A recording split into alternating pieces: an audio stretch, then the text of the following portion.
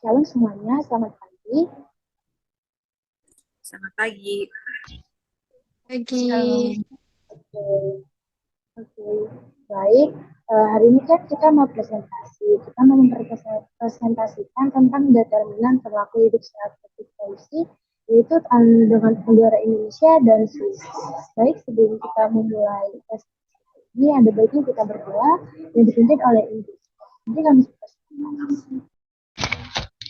Baik teman-teman semua, mari kita siapkan hati dan pikiran kita. Kita awali dengan doa. Berdoa mulai. Ya Bapa ya Tuhan kami, Bapa yang penuh cinta dan kasih sayang, di pagi hari ini kami selaku anak-anak-Mu sudah siap walaupun kami via Zoom, yang percaya tuntunan Bapa, kami akan mempresentasikan hasil yang telah kami kerjakan bersama-sama. Kami percaya Engkau akan berikan kami semangat, kekuatan agar kami dapat mempresentasikan dengan baik, dan kepada teman-teman kami yang mendengarkan atau membaca apa yang telah kami presentasikan ini dapat menjadi pengetahuan dapat menjadi berkat untuk sesama kami. Ini doa kami Bapa, memberikan kami kemampuan untuk selalu presentasi dengan baik. Dalam nama Tuhan Yesus kami berdoa. Amin. Oke, terima kasih Indri. Kemudian kita akan lanjut dengan perkenalan diri dulu. Baik, saya yang pertama perkenalkan, saya Florin Sebentar.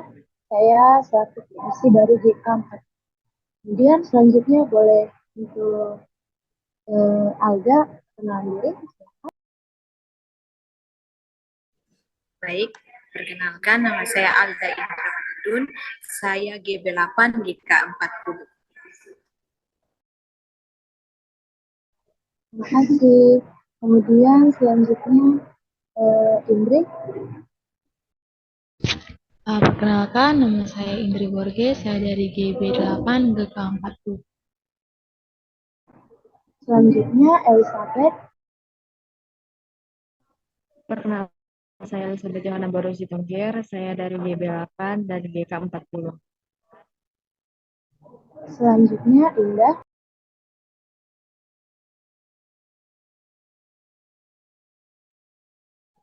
Perkenalkan, nama saya Indah Natalia. Saya GB8 GK40. Selanjutnya Istin. Perkenalkan, nama saya Istin Dimadanis Tanggang. Saya dari GB8 GK40. Oke, kemudian Nur Aita. Shalom, perkenalkan saya Nuraita Tampu Bolon dari GB8 GK40. Terima kasih. Kemudian yang terakhir Tina.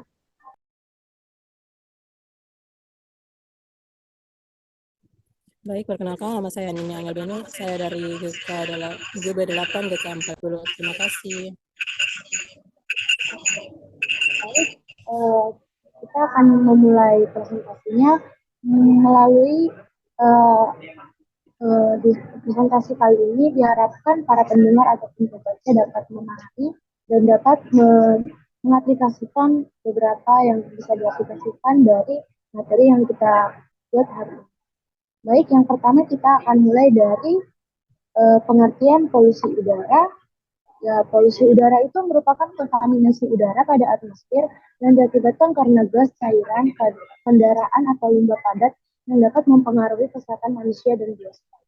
Kemudian mengurangi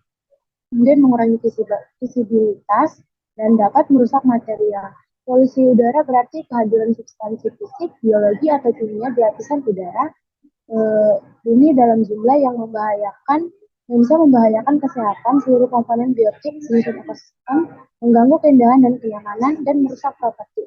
Polusi udara timbul akibat adanya sumber-sumber pencemaran, baik yang bersifat alami ataupun karena kegiatan manusia.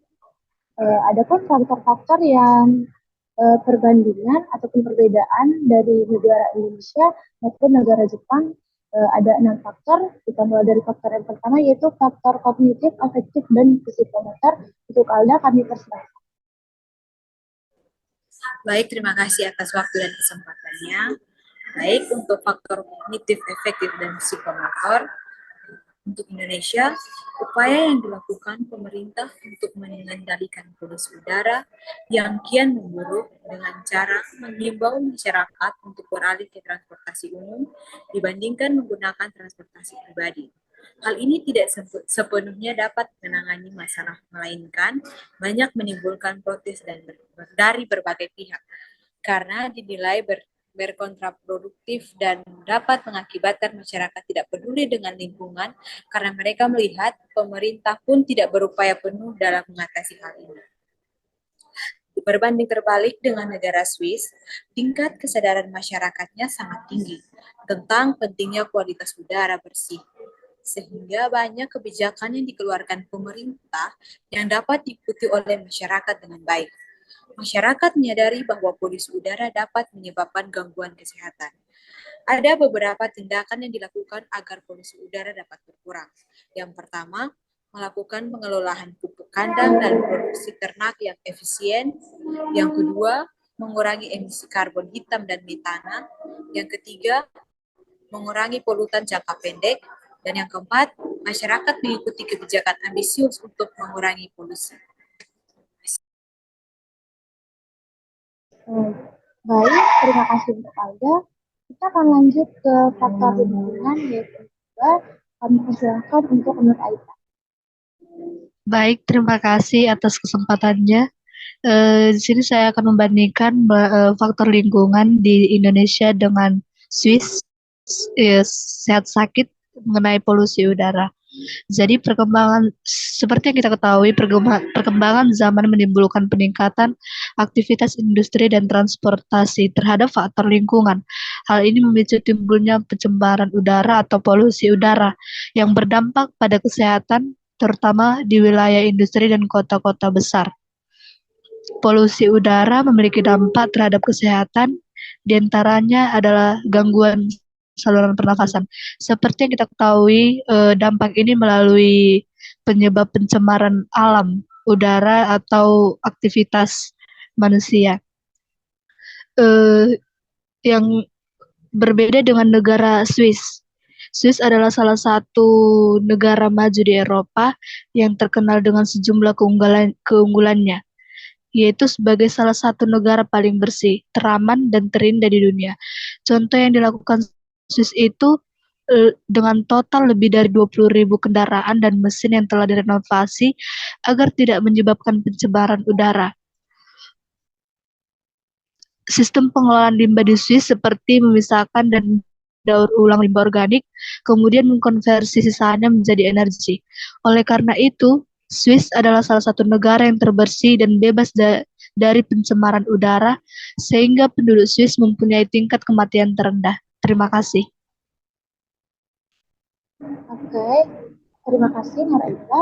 Kemudian kita lanjut ke faktor yang ketiga, yaitu faktor budaya. Untuk Christine, kami persilahkan. Baik, terima kasih. Di sini saya akan menjelaskan mengenai faktor budaya ya. Tentunya ada perbedaan budaya negara Swiss dan negara Indonesia. Dapat kita lihat dari satu, yaitu perbedaan tradisi dan budayanya. Ya, Indonesia memiliki beragam tradisi dan budaya yang berbeda di setiap daerahnya. Sementara Swiss memiliki tradisi dan budaya yang cenderung homogen. Misalnya Indonesia memiliki tradisi adat seperti upacara adat, perayaan tradisional, dan perayaan hari besar keagamaan. Sementara di Swiss itu memiliki tradisi seperti perayaan musim panas dan musim dingin. Ada lagi perbedaan agama. Indonesia adalah negara dengan mayoritas penduduk Muslim. Kita sudah tahu sejak dulu ya. Sementara di Swiss mayoritas penduduk adalah Kristen.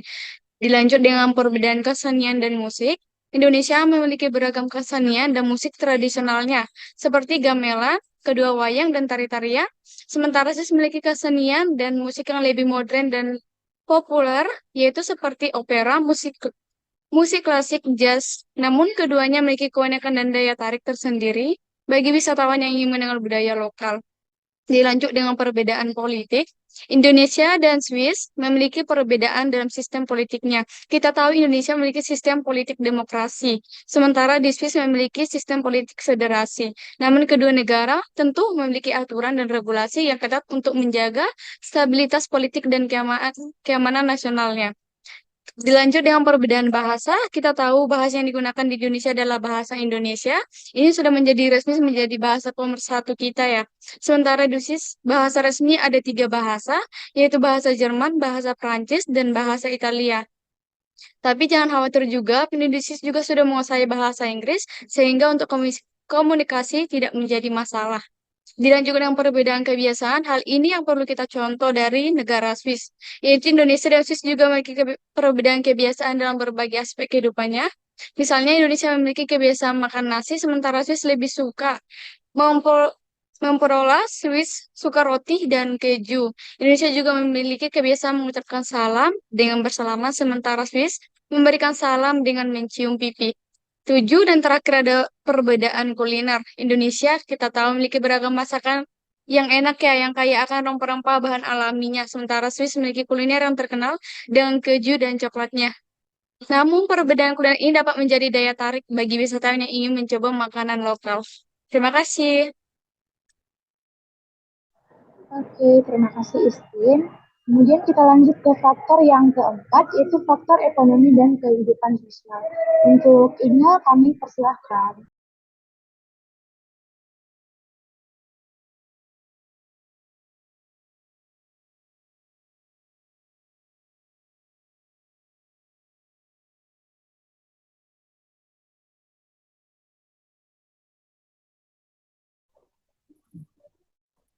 Baik, saya akan menjelaskan tentang perbandingan faktor ekonomi dan kehidupan sosial antara negara Swiss dan negara Indonesia terkait dengan polusi udara. Di sini kita akan melihat bahwa pertumbuhan ekonomi yang lebih tinggi dapat mengakibatkan polusi yang lebih tinggi juga. Akibatnya, mengurangi polusi akan memiliki biaya ekonomi yang tinggi dan pada akhirnya biaya tersebut akan dibebankan kepada semua orang.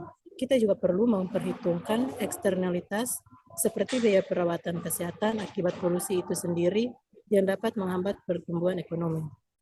Sedangkan kita bisa lihat perekonomian di negara Swiss yang kuat dapat meningkatkan peluangnya untuk mengatasi tantangan lingkungan yang lebih besar. Kemakmuran ekonomi juga mempunyai pengaruh dominan terhadap iklim, penggunaan air, keanekaragaman hayati, siklus nitrogen, dan aspek lingkungan lainnya. Terima kasih. Oke, terima kasih. Kemudian selanjutnya faktor yang kelima, yaitu faktor spiritual, faktor praktisi kesehatan atau keperawatan. Baik, untuk ini kami persilakan.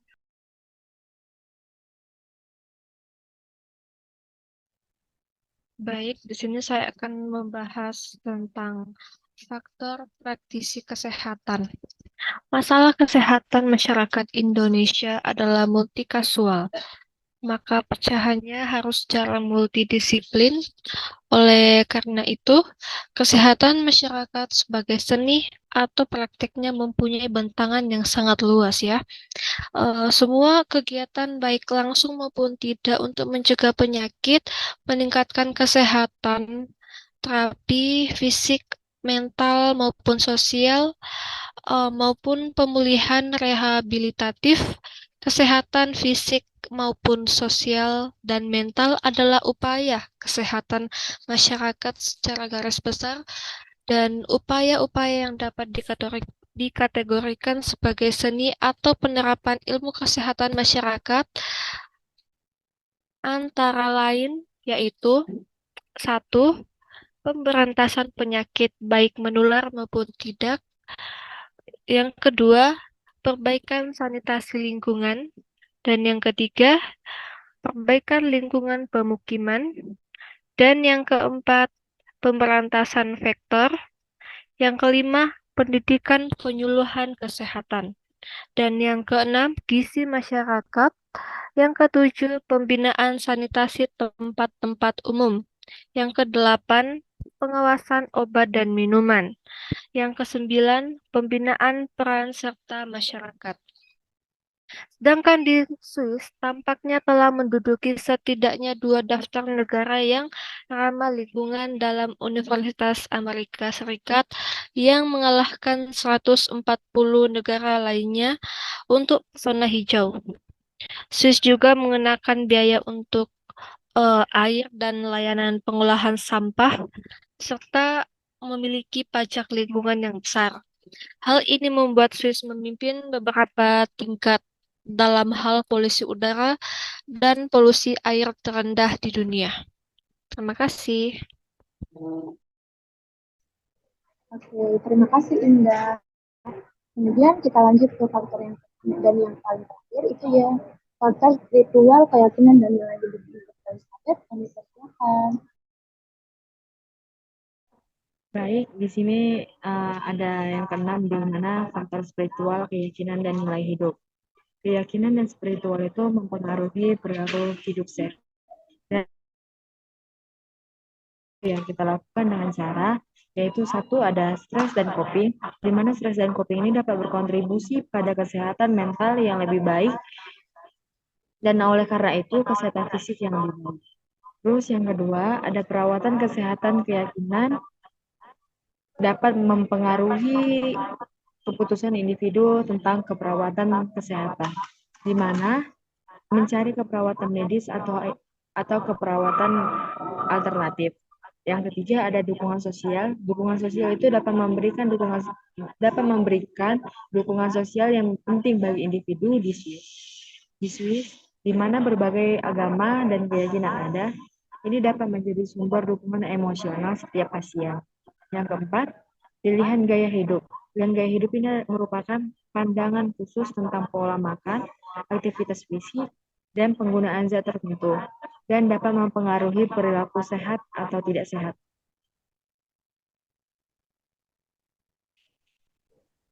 Oke, terima kasih Elizabeth. Kemudian kita akan menyimpulkan dari presentasi kita hari ini.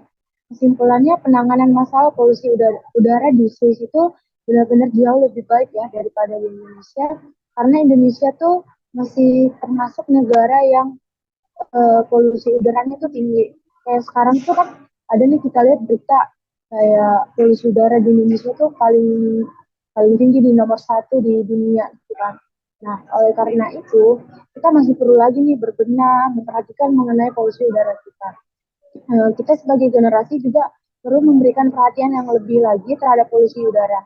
Karena kan sebagai anak muda kita pastinya akan lebih tahu lah dan lebih paham soal kemajuan zaman ataupun gimana nih cara-cara yang lebih pas nih buat ngeberesin ataupun untuk menghindari polusi udara kayak gitu. Nah selanjutnya kan kalau di Swiss nih kan dengan keindahan alamnya yang benar-benar dijaga sama masyarakatnya tuh bisa kita jadiin contoh sebagai bangsa Indonesia. Karena di Indonesia pun masih banyak nih manusia yang kayak benar-benar gak sadar kalau dirinya tuh salah satu penyebab dari pencemar udara gitu. Jadi kita perlu memiliki kesadaran dari diri kita masing-masing.